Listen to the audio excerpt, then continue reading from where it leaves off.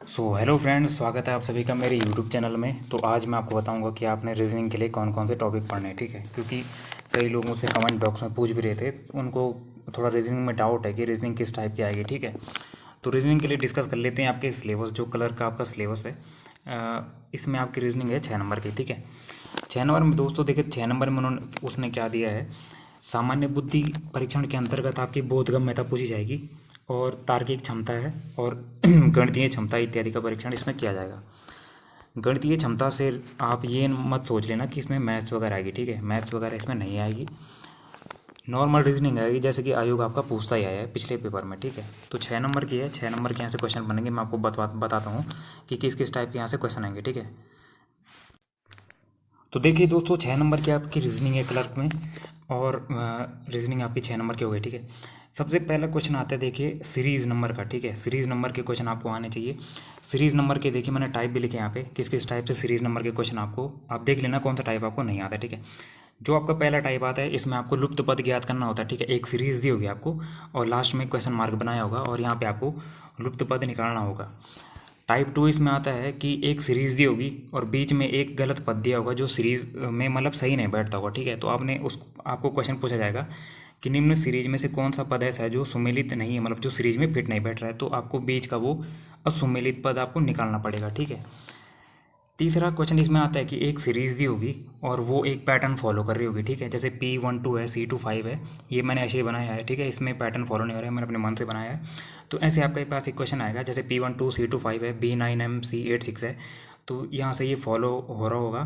तो यहाँ आपका नंबर निकालना पड़ेगा जो आपका लास्ट में आता है, ठीक है। एक टाइप आपका ये हो जाता है।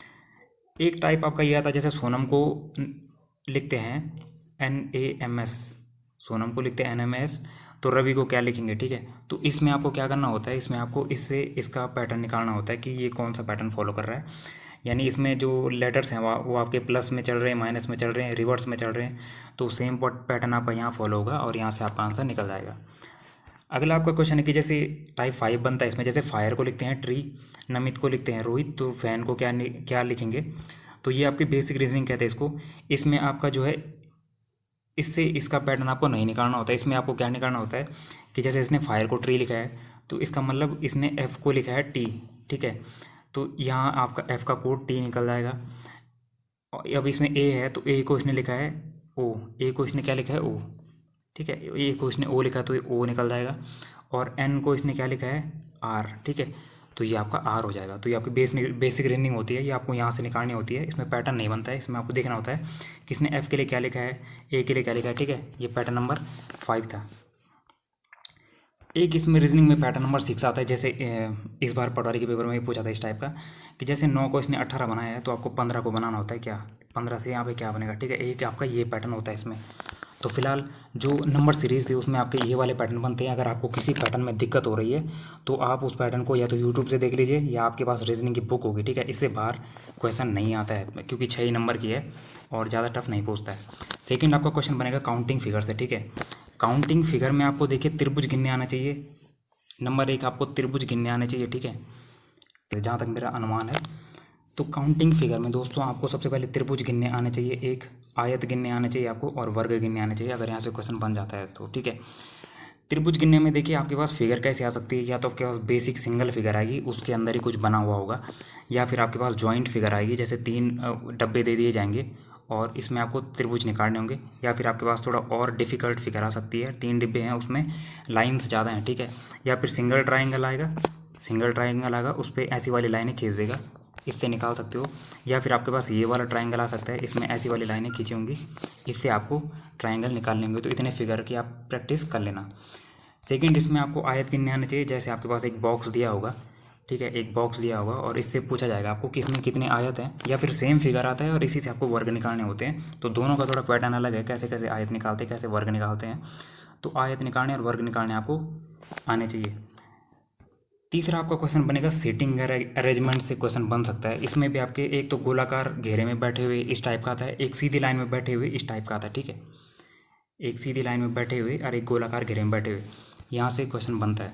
देखिए गोलाकार घेरे में बैठे बैठे हुए से क्वेश्चन अगर बनेगा तो इसमें ये पूछेगा, जैसे A B C D E F G एक दूसरे के बगल में गोलाकार घेरे में बैठे हुए हैं। जैसे इसमें पूछेगा ए के बगल में बी है और सी के बगल में डी है और ई के ठीक सामने एफ है, तो बताइए ए के दाएं कौन होगा या ए के बाएं कौन होगा या फिर डी के बाएं कौन होगा, सी के बाएं कौन होगा। तो एक टाइप से ये बनता है। सीधी लाइन में बैठे हुए यहाँ से क्वेश्चन ऐसा आता है कि जैसे 5 दोस्त हैं ABCDE या फिर नाम दे देगा रमेश, सुरेश, महेश, वो एक लाइन में बैठे हुए हैं और रमेश के बाएं सुरेश है, सुरेश के दाएं रमेश है और सुरेश के बाएं पे महेश है। ऐसे टाइप का दे देगा, लास्ट में पूछेगा कि रमेश किस जगह पे है या रमेश के बाएं कौन है। तो सीधी लाइन में बैठे हुए से यहाँ से ये क्वेश्चन बन जाता है। क्वेश्चन नंबर 4 आपका वेन डायग्राम जो होता है यहाँ से या फिर कथन निष्कर्ष से आ सकता है या फिर दोनों आ सकते हैं, ठीक है। वेन डायग्राम और कथन निष्कर्ष दोनों भी आ सकते हैं और दोनों में से कोई एक क्वेश्चन भी आ सकता है, ठीक है। वेन कथन निष्कर्ष जैसे आपने देखा होगा, जैसे पटवारी में आया था उसी टाइप का आएगा नॉर्मल क्वेश्चन कि जैसे उसमें आया था, आप उस क्वेश्चन को भी देख लेना। वेन डायग्राम में भी आपका क्वेश्चन आ सकता है कि जैसे कुछ वकील मजदूर हैं, कुछ मजदूर वकील हैं और कुछ वकील गायक हैं, तो बताइए इसमें से गायक कौन है, ठीक है। तो इसमें आपको वेन डायग्राम बनाना होता है, यहाँ से क्वेश्चन आपका निकल जाता है। अगला क्वेश्चन देखिए, क्वेश्चन नंबर 5 आपको बोर्ड मार्क्स से आ सकता है। बोर्ड मार्क्स की आप प्रैक्टिस कर लीजिएगा। देखिए बोर्ड मार्क्स में आपके 2 टाइप बनते हैं। एक तो आपको इक्वेशन दी जाएगी और इक्वेशन से आपको कहा जाएगा कि इसमें बोर्ड मार्क्स, यानी आपको बोर्ड मार्क्स लगा के उस इक्वेशन का आंसर निकालना होगा। नेक्स्ट टाइप इसमें बनता है कि जैसे एक इक्वेशन दी जाएगी, इसमें स्टार लगाए दिए जाएंगे बीच बीच में और आपके पास ऑप्शन में जो है जैसे ऑप्शन A, B, C और D दे दिया जाएगा और इसमें आपके पास सिंबल दे दिए जाएंगे, 4 सिंबल दे दिए जाएंगे और आपको कहा जाएगा कि इसमें से इन ऑप्शनों में जो सिंबल है इनमें से सही सिंबल का प्रयोग कीजिए इसमें, ताकि ये इक्वेशन सॉल्व हो जाए। तो आपको कोई एक सिंबल उसमें फिट बैठाना होगा जिससे आपका इक्वेशन सॉल्व हो जाए और वही उसका आंसर हो जाएगा। अगला इसमें जो क्वेश्चन है वो आपका बनेगा डायरेक्शन से, यानी जो आपके डायरेक्शन दिशा से क्वेश्चन होते हैं वो बनते हैं, ठीक है। डायरेक्शन से आपके कैसे क्वेश्चन बनते हैं, जैसे कि डायरेक्शन से आपका क्वेश्चन बन जाएगा जैसे कोई आदमी है या फिर ए है, ये आपका दक्षिण में चला 5 किलोमीटर, फिर यहाँ से पूर्व में चला, अपने बाएं मुड़ गया, फिर आपके दाएं मुड़ गया, बाएं मुड़ गया, बाएं मुड़ गया और यहाँ से क्वेश्चन बनेगा, या तो बनेगा कि वो उसका मुंह, यानी वो अंतिम उसका मुंह किस तरफ है, मतलब या तो ये क्वेश्चन बनेगा, या फिर बनेगा कि अपने प्रारंभिक बिंदु से कितनी दूरी पे है, या फिर ये क्वेश्चन बन जाएगा यहाँ पे, ठीक है। तो 2 टाइप से बनेंगे, या तो पूछेगा अब वो किस तरफ है या पूछेगा कि अब कि वो अपने प्रारंभिक बिंदु से कितनी दूरी पर है, ठीक है। ये क्वेश्चन पूछ देगा। तो प्रारंभिक बिंदु से दूरी पूछेगा तो यहाँ पे आपको वो लगाना पड़ेगा फॉर्मूला, फॉर्मूले से यहाँ पे क्वेश्चन आंसर निकल जाएगा और अंतिम समय में किस तरफ है तो वो तो आप नॉर्मली डायरेक्शन से निकाल दोगे, ठीक है। तो ये जो है 6 टाइप के मैंने आपको बता दिया, क्योंकि 6 ही नंबर की आपकी रीजनिंग है, तो लगभग यहाँ से इतने ही क्वेश्चन बनेंगे मेरे हिसाब से, जहाँ तक मेरा अंदाज़ा कहता है। अब मैं थोड़ा आपको एक्स्ट्रा बता देता हूँ जो आपके बैकअप के काम आएगा, ठीक है।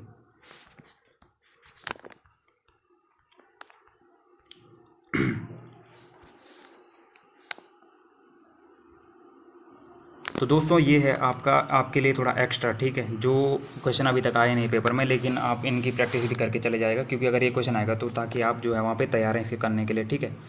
सबसे पहले बात करते हैं ब्लड रिलेशन की, रक्त संबंध की। यहाँ से अभी क्वेश्चन लगभग मेरे हिसाब से आयोग ने 3 पेपर कराए हैं, लगभग ब्लड रिलेशन का क्वेश्चन मैंने देखा नहीं है किसी भी ओर में। तो रक्त संबंध का प्रैक्टिस करके चले जाइएगा, ठीक है। इसमें भी क्वेश्चन आपके एक टाइप तो ये बनता है कि एक स्त्री की तरफ इशारा करते हुए पुरुष ने कहा कि उसकी माँ उसके पिता की इकलौती पुत्री है, ऐसा कुछ टाइप का बनता है। तो बताइए उस पुरुष का तस्वीर से क्या संबंध है। एक टाइप यहाँ से ये बनता है। सेकंड टाइप आपका यही बनता है कि ए बी की माँ है, बी सी का भाई है, सी डी की माँ है, तो सी का ए से संबंध क्या होगा, ठीक है। 2 टाइप यहाँ से ये बन जाते हैं, इससे ज़्यादा आपको देखने की ज़रूरत नहीं है। तो ब्लड रिलेशन आप देख के चले जाएगा। अगला क्वेश्चन देखिए, कैलेंडर है, कैलेंडर आपको देख के जाना है, हो सकता है कैलेंडर से क्वेश्चन बन सकता है यहाँ पे। तो देखिए कैलेंडर में आपने क्या देखना है, एक टाइप तो होता है कैलेंडर रिपीट कब होता है, ठीक है। जैसे दे देगा आपको क्वेश्चन कि 1998 का कैलेंडर, 1998 का कैलेंडर जो है किसके समान होगा। आपके पास ऑप्शन दिए जाएंगे 2000, 2002, 2003, 2004। तो कोई कैलेंडर रिपीट कब होता है वो आपको देख के जाना है, ठीक है इसमें। और नंबर 2 आपको नॉर्मल पूछ देगा कि जैसे 1 जनवरी को सोमवार है, तो 1 जनवरी 2000 को सोमवार है, तो 1 जनवरी 2002 को क्या होगा। नंबर 3 इसमें क्वेश्चन बनता है कि जैसे 1 जनवरी 2000 को सोमवार है, तो 31 दिसंबर 2000 को क्या होगा, ठीक है। या फिर इसमें लीप ईयर का भी बन जाता है, जैसे लीप ईयर का क्वेश्चन देता है कि 1 जनवरी 2004 को सोमवार था, तो 1 जनवरी 2005 को क्या होगा, ठीक है। तो लीप ईयर में एक दिन बढ़ के आ जाता है और नॉर्मल ईयर में लास्ट का दिन और फर्स्ट दिन सेम होता है, तो वो आपको देख के जाना है। और कोई कैलेंडर रिपीट कब होता है ये आपको देख के जाना है, ठीक है। अगला क्वेश्चन इसमें बनता है दर्पण प्रतिबिंब या जल प्रतिबिंब का, ठीक है। यहाँ से नॉर्मली क्वेश्चन बनता है, जैसे कि दे देगा कि रवि लिखा होगा तो बोलेगा रवि का दर्पण प्रतिबिंब क्या होगा या रवि का जल प्रतिबिंब क्या होगा। तो इसमें आपको पता होना चाहिए कि कौन सा लेटर जो है दर्पण में चेंज होता है और कौन सा दर्पण में चेंज नहीं होता है, या फिर कौन सा जल में चेंज होता है, कौन सा जल में चेंज नहीं होता है। नॉर्मल क्वेश्चन है। अगला क्वेश्चन यहाँ से क्लॉक का बनता है, घड़ी का। तो घड़ी में आपको क्या आना चाहिए, एक आपको कोण निकालना आना चाहिए, ठीक है। देखिए कोण निकालने वाले क्वेश्चन भी थोड़ा टाइप से बनते हैं। एक टाइप इसमें आता है कि जैसे आपको पूछेगा कि 9:30 बजे घड़ी की मिनट और घंटे की सुई के बीच कितने डिग्री का कोण बनेगा। नंबर 1 यहाँ से ये बनता है, टाइम आपको कुछ भी दे देगा और आपको कोण निकालना होगा उसका। नंबर 2 आपको दे देगा कि जैसे दे देगा 7 और 8 बजे के बीच 30 डिग्री का कोण कब बनेगा, ठीक है। तो सेकेंड टाइप आपका यहाँ से ये होता है। फर्स्ट टाइप में आपको टाइम देगा और पूछेगा कि जैसे कोई भी टाइम देगा, टाइम पूछेगा इस टाइम के बीच कितने डिग्री का कोण बनेगा। सेकेंड टाइप में आपको दे देगा कि जैसे 7 और 8 बजे के बीच जो है 30 डिग्री का कोण कब बनेगा। सेकेंड इसमें बनेगा आपका घड़ी में, जैसे दे देगा कि घड़ी में इतना बजा है तो इसका दर्पण प्रतिबिंब क्या होगा, इसका एक फॉर्मूला होता है, वो आप देख लेना।